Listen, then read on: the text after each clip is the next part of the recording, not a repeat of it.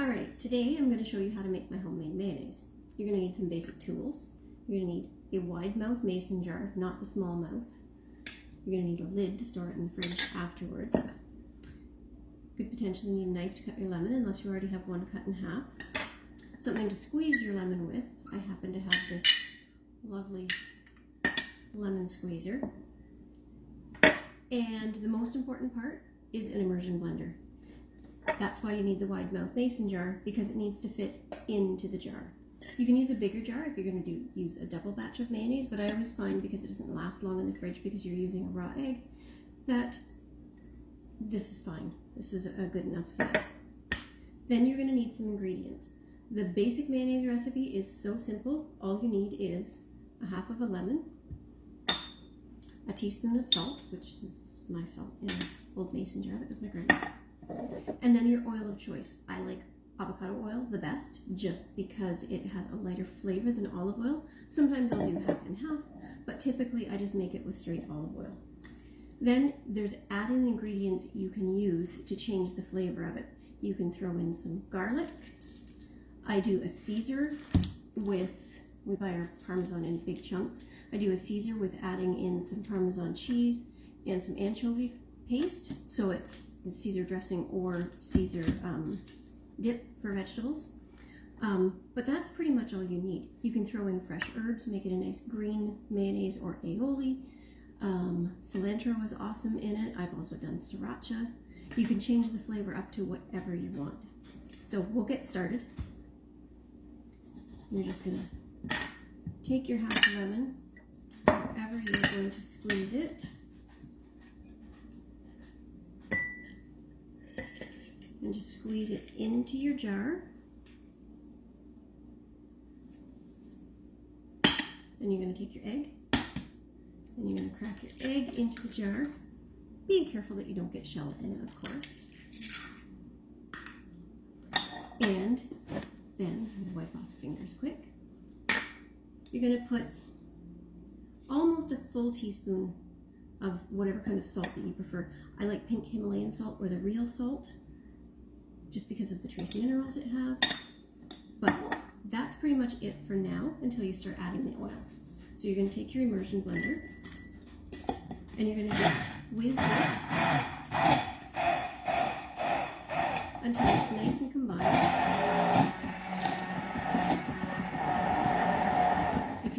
If you're making a Caesar one, you would add your garlic clove and your anchovy paste into this part. And you don't even need to cut up the garlic clove because this guy is so powerful, it'll just chop it right up. But if you're just doing a plain simple mayonnaise, then this is fine. So when it starts getting a little frothy, you're going to do the very last step, because there's only one more step to this. You're going to take your oil, and you're going to use about approximately a cup of oil, because it's going to fill this jar. I never measure it out, I just do it until it looks good. So you're going to turn on your blender, and you're just going to start drizzling in your oil. Not crazy slow, but just a nice slow stream.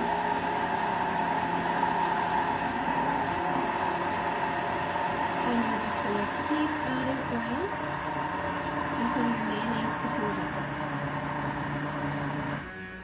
Until you've got the amount of volume you want. Being as it doesn't last, unless I have a plan for it, if I'm doing a bunch of deviled eggs or the cauliflower and no potato salad that I make or something like that, I generally don't try and fill the jar, but I know I've got some things that I needed for this weekend, so I'm going to go right up to the top, and I used pretty much maybe a little bit more than a cup. Then you're just going to keep blending until it's all nice and smooth, and you'll see it's very, very thick.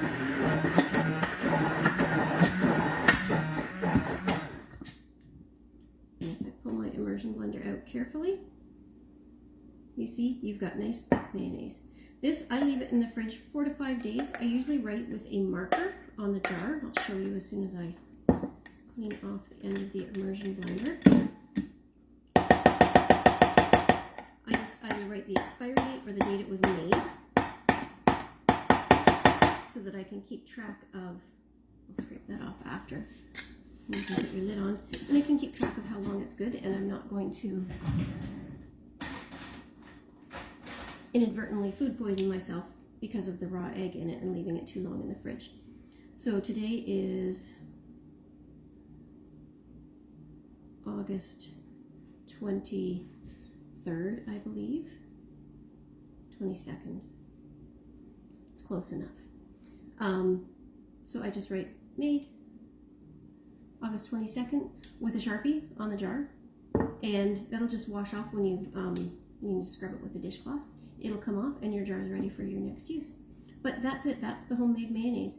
Afterwards, if I was making the Caesar dressing, I would finally grate the cheese, add it to the jar or a bowl, because sometimes if you've made a full jar, it's hard to stir in it, but you can grate the cheese into it. For this amount, if you were using it all for Caesar dressing, I'd use about 3/4 of a cup of freshly grated Parmesan, like I said.